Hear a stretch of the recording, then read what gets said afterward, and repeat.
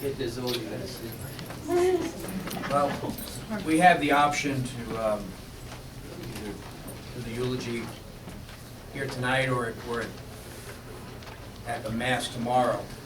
And since nobody wants to see me struck by lightning, we thought it would be a good idea for me to do this here. My dear mother, Dolores Teresa Magee, otherwise known as Del, Delicate Dolores, Saint Dolores, Sister Dolores, as she worked at Holy Family's Office of Religious Education. Dolores was also known as daughter, sister, Aunt Del, Grandma, and Great-Grandma. But in the Magee house, she was known as Joe Magee's personal dance instructor.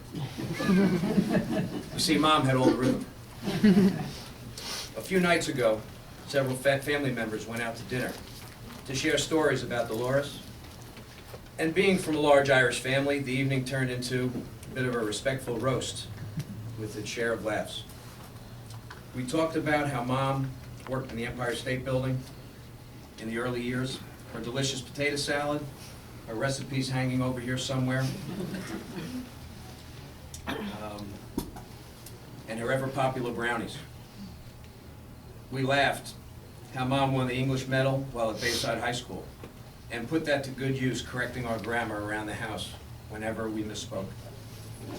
Mom loved when we would catch Dad in a grammatical mistake, and Dad was euphoric the rare times we could catch Mom in a grammatical mistake. This grammatical correction shtick is part of a family tradition now. Mom was also known as the Scrabble Queen. Seemed like we could never beat her. And when we played charades as a family, we never allowed her to team up with our dear Uncle Rich Scudelari, because the game would not have been fair. Some of the other stories that we chatted about were from the early years. Mom and Dad dating as teens, Mom waiting for Dad while he was in the service, getting engaged while Dad was home on leave from New Mexico, when he was really in the service for the Korean War. Dad, although drafted, never saw battle, since Mom had taught him to type. She taught him to type by taking him down to the basement in the Flushing house of my grandmother, which was actually purchased by Ida Kralikowitz, my great-grandmother. Mom would take Dad down to the basement and blindfold him to work on those typing skills. Hardcore.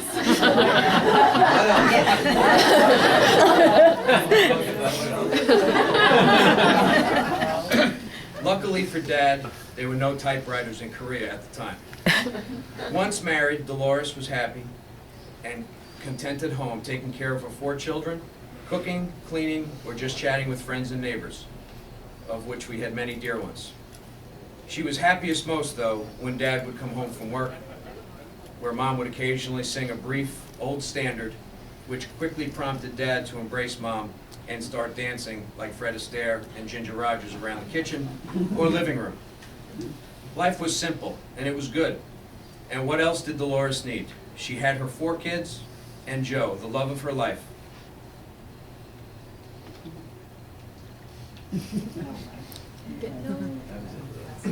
With a dual-sided fireplace in the desirable A section of Hicksville. On our block lived an elderly widow, Mrs. Hanson. Mom would Tupperware dinner regularly, and each of us kids would properly burp the Tupperware, which Mom taught us how to do, and take the food down to Mrs. Hanson ourselves. This was Mom's way of teaching us how to take care of the elderly and your neighbors. Dolores was blessed, and good things kept coming her way in the form of 11 grandchildren and 3 great-grandchildren. And counting, I'm sure, since it's no coincidence that the tree at 37 Arch Lane is so big and full. Mom's roots are in Bayside, Flushing, and Hicksville, and some of her branches that couldn't be here today reach as far as Geneseo, California, and France. where some of her grandchildren are studying. As Mom was diagnosed with Alzheimer's, we never heard her or Dad complain. There was nothing to worry about since it was out of our control. As her condition progressed, she forgot how to make the potato salad and the brownies, and even sometimes our names. Somehow, though, she always knew Dad was her love. And love he showed, especially when times got tough. And then, as if by divine intervention, a few angels came aboard to help Dad in the last few years. Helen, Valeria, and Alla treated our mom as if she were their own. As the disease progressed, Mom would still sing, "The old gray mare just ain't what she used to be." Oscar Wilde once said, "There is only one thing worse than being talked about, and that is not being talked about." Sorry, Mom, that was Oscar, ending that sentence on a preposition, not I. I've always said and lived the motto, if you don't have something nice to say about someone, if you don't have something nice to say Maureen. about someone, don't say it at all. And Mom usually found something nice to say about everyone. I'd like to thank you all for coming and celebrating the life of Dolores Teresa Magee. Thank you.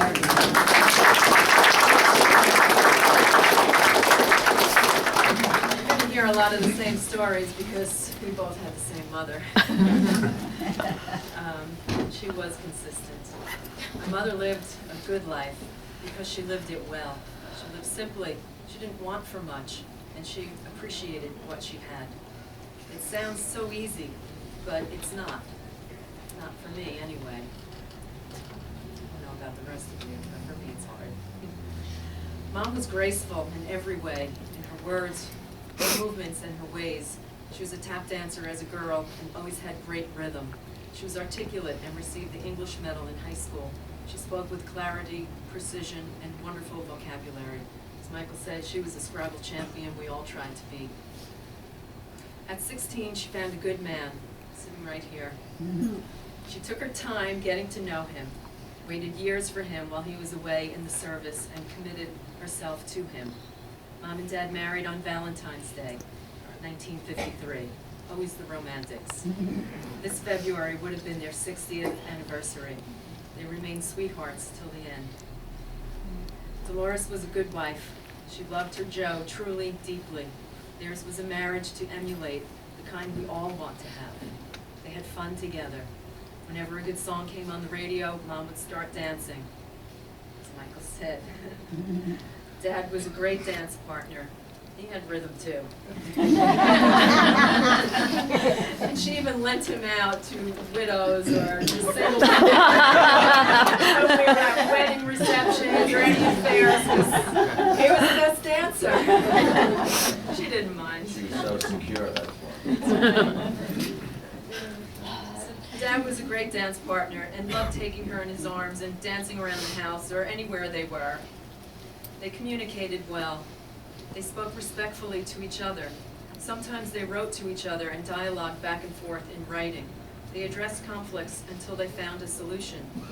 Again, this seems a simple recipe for a good life and for a strong marriage, and doesn't sound so difficult, but I know it is.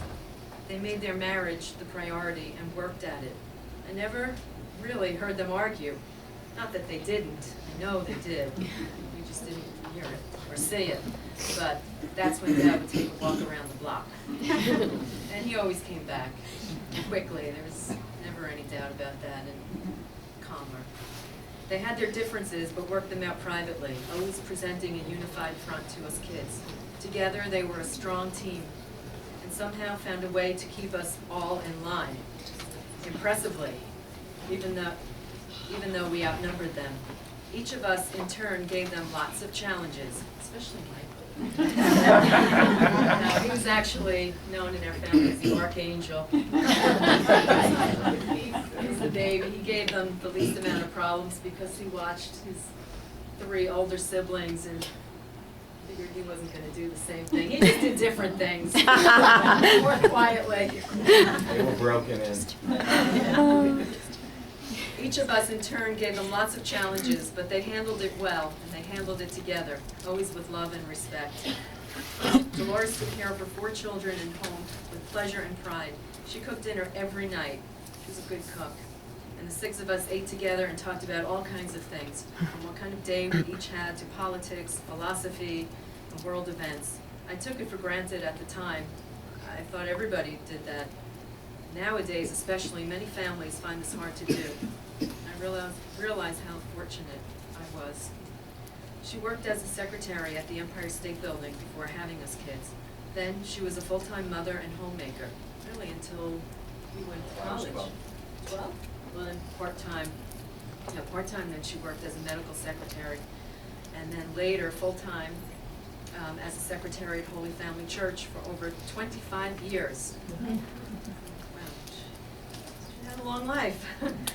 Mom was a dutiful granddaughter to Ida, daughter to Charlotte and Joe, niece to Aunt Anna and Uncle Elmer, and countless other aunts and uncles, a loving sister to Joan and Carol, and her cousin Catherine, who was more like another sister.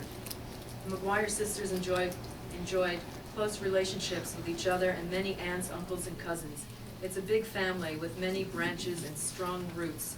It's one of the reasons Dad was so attracted to her. He grew up in a large Irish Catholic family, but without the extended family that Mom had.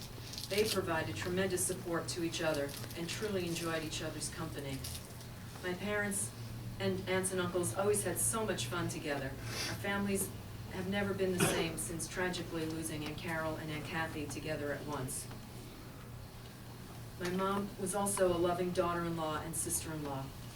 She was a beloved grandmother to 11 grandchildren and 3 great-grandchildren.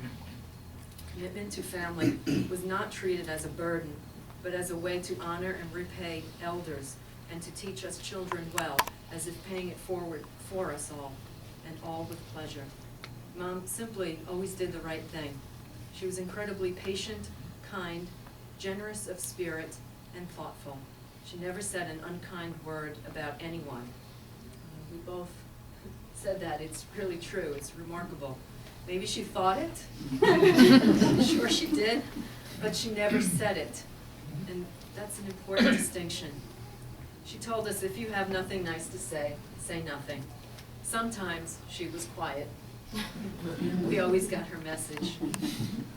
Mom and Dad enjoyed traveling and had some fantastic trips with Aunt Carol and Uncle Don and Kathy and Uncle Jim and a whole circle of friends. They went to Ireland, England, the Rocky Mountains, Canada, many other places. She had many dear friends throughout her lifetime. She loved her last job at Holy Family, most because of the people. She had such dear friends there who helped sustain her over the years. I apologize for not naming everyone. Really, there are too many of you to name. She enjoyed getting out to beautiful local places too, like the beach and planting fields arboretum. As her health declined, she had increased difficulty walking, but Dad continued to bring her to all the places she loved.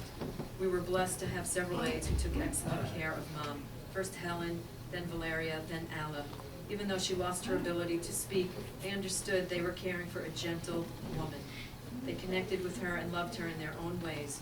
Valeria took Mom out on her own with the wheelchair, taking her shopping and other places. Remarkably, Mom was out gallivanting with Dad, thanks to Alla's help, just 2 weeks ago.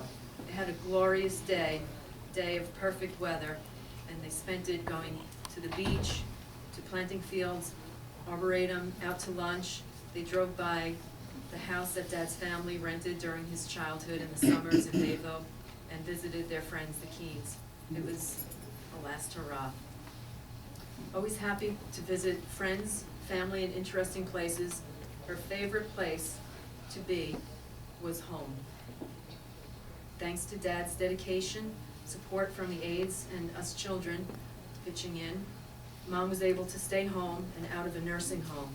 This was not easy and required sacrifice on my father's part, which he made lovingly. She would have done the same for him.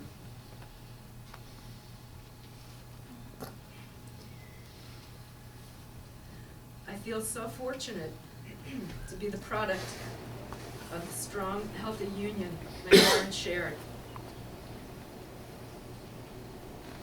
I remember Mom saying, "Best gift a father could give his children is to love their mother." Thank you, Dad.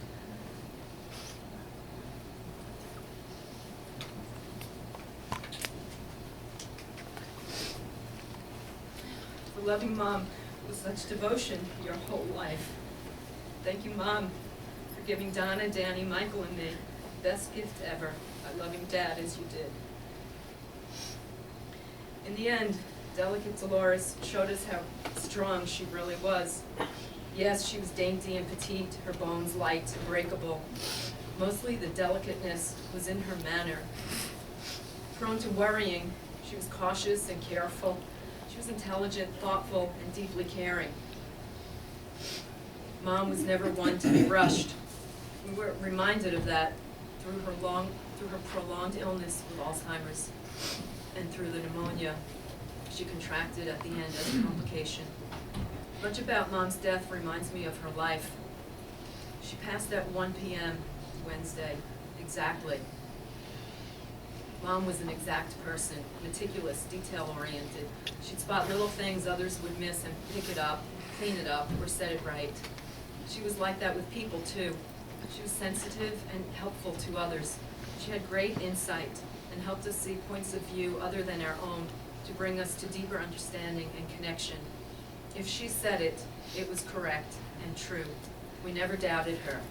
We always counted on her. She spent 12 horrific days in the hospital battling pneumonia. Our family took shifts, making sure she was not alone. It was painful and draining to witness her suffering. Her leave-taking was profound, pulling our family together in a powerful way without having to say a word or give us one of her famous looks. Not that she could, but simply by her being. She waited patiently, as always, calling for all of us to come together. She held out till we came together on some differences and promised her to continue her legacy, extending understanding, empathy, forgiveness, and love, and to teach our children and grandchildren by example, as she did, these important qualities, how to be a good person. In her last hour, Dad, Donna, Danny, Michael, and I all were with her. She moved us dramatically and powerfully without moving herself. She left us at one and as one. One strongly connected, united, loving family. Mom had the gift of faith from a young age and practiced her religion sincerely. She didn't just say the words, she lived them. Over the years, her faith was tested again and again. She remained steadfast in her love for God. I pray she is now at peace and at one with God. Thank you all for being here tonight and for being part of my mother's wonderful life.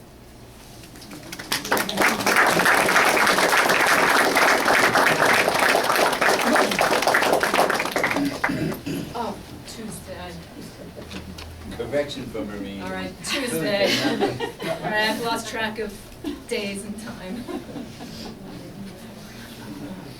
Thank you all for coming. Yeah.